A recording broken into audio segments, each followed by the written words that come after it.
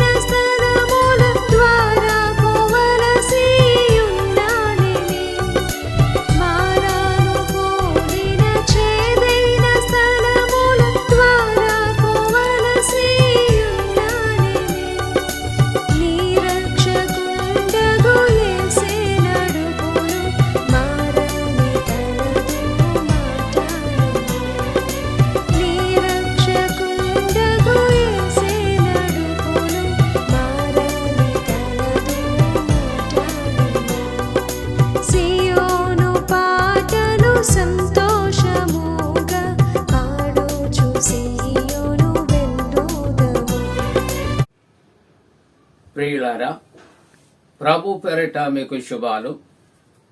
జన్మదినాలు, వివాహ దినాలు జరుపుకుంటున్న కుటుంబాలకు యేసుక్రీస్తు ప్రభు పరిశుద్ధ నామమున పండు friends and sisters YouTube channel ద్వారా శుభాలు మీకు తెలియజేస్తున్నాం.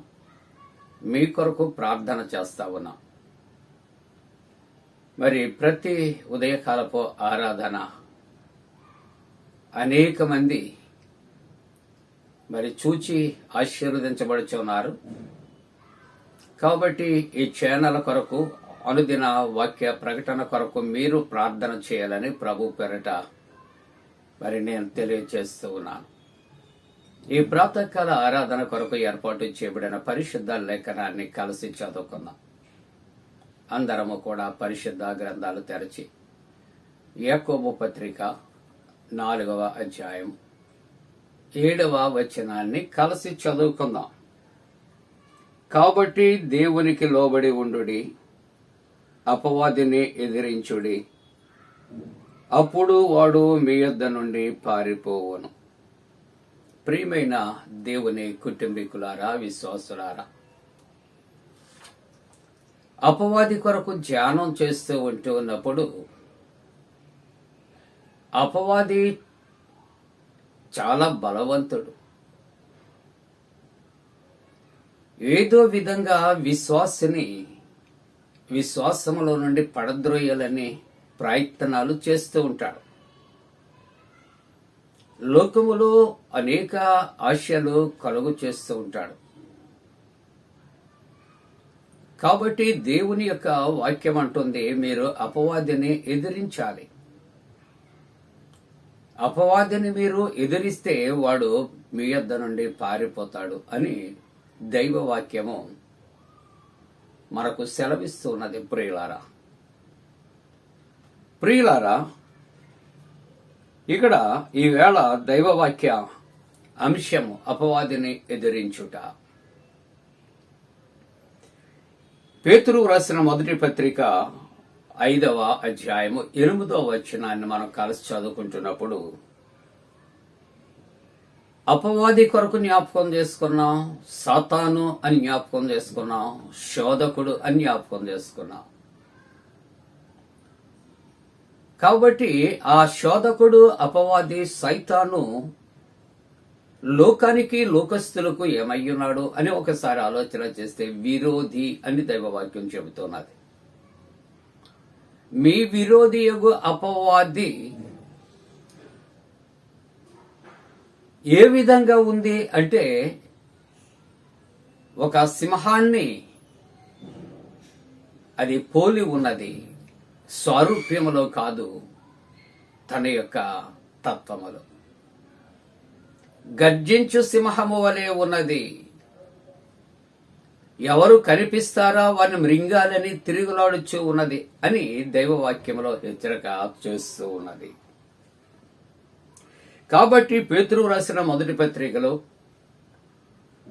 5వ అధ్యాయం 9వ వచనంలో, లోకమందున్నటువంటి మీ సహోదరులందరూ ఈ విధమైన శ్రమలే నెరవేరుచున్నవని ఎరిగి, ఈ లోకమందున్నటువంటి మీ సహోదరుల యందు ఈ విధములైన శ్రమలే, అనగా అపవాది లోకములో లోకస్తులకు, విశ్వాసులకు, ప్రార్థనాపరులకు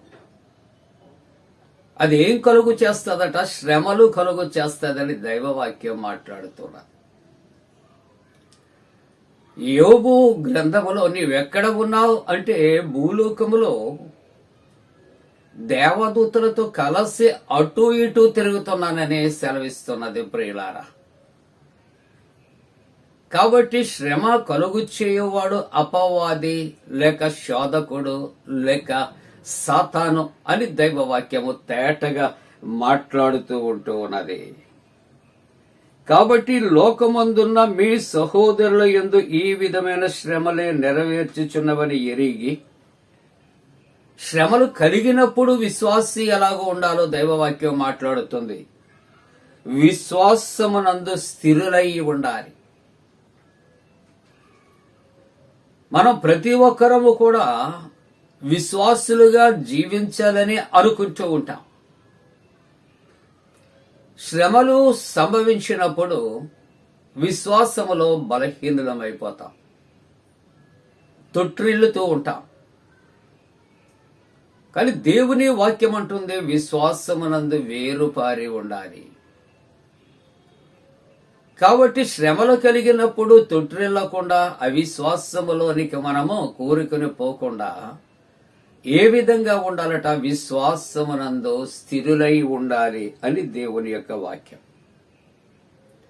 శ్రమలు కలిగినది కొలది కూడా విశ్వాసి విశ్వాసములో స్థిరపడి ఏం చేయాలి అంటే, అపవాదిని ఎదురిస్తూ ఉండాలి. అంటే పోరాడుచు ఉండవలసినటువంటి అవసరత విశ్వాసికి అనండి, క్రైస్తవునికి అనండి, లేకుంటే శ్రమలు కలుగుచున్నటువంటి వ్యక్తికి అని అనండి, విశ్వాసములో స్థిరపడి ఎదిరించవలసినటువంటి బాధ్యత, అవసరత మనపై ఉంది అని దేవుని యొక్క వాక్యము మాట్లాడుతూ ఉన్నది.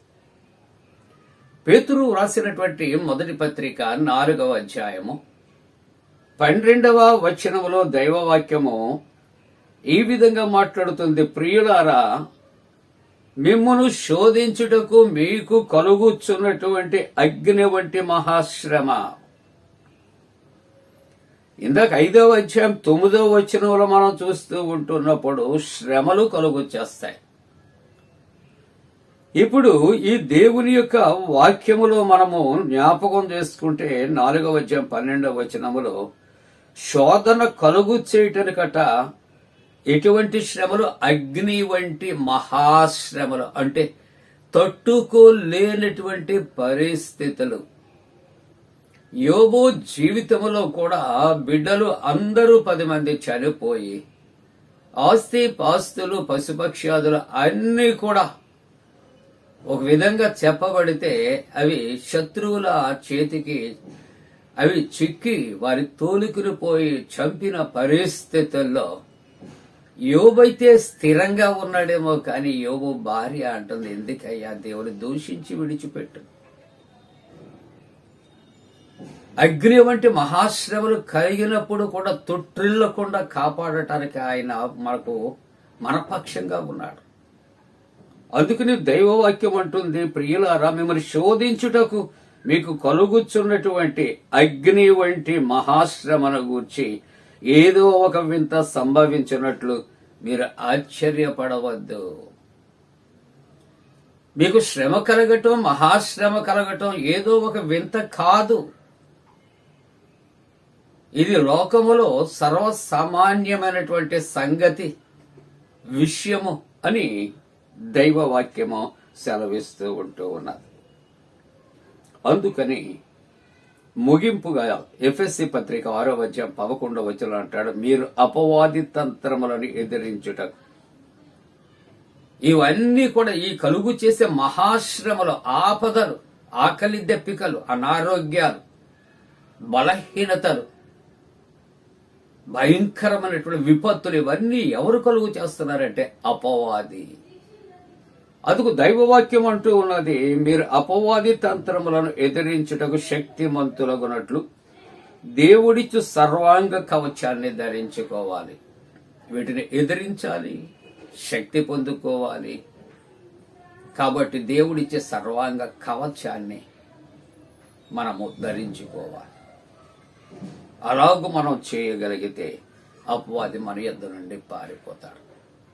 దేవుడు దీవించునుగాక. ఆమేన్. ప్రార్థన. పరిశుద్ధుడ, అపవాదిని ఎదిరించి ప్రార్థన శక్తి కలగొచ్చు. ఆరాధిస్తున్న కుటుంబాలు, వారి బిడ్డలు దీవించు.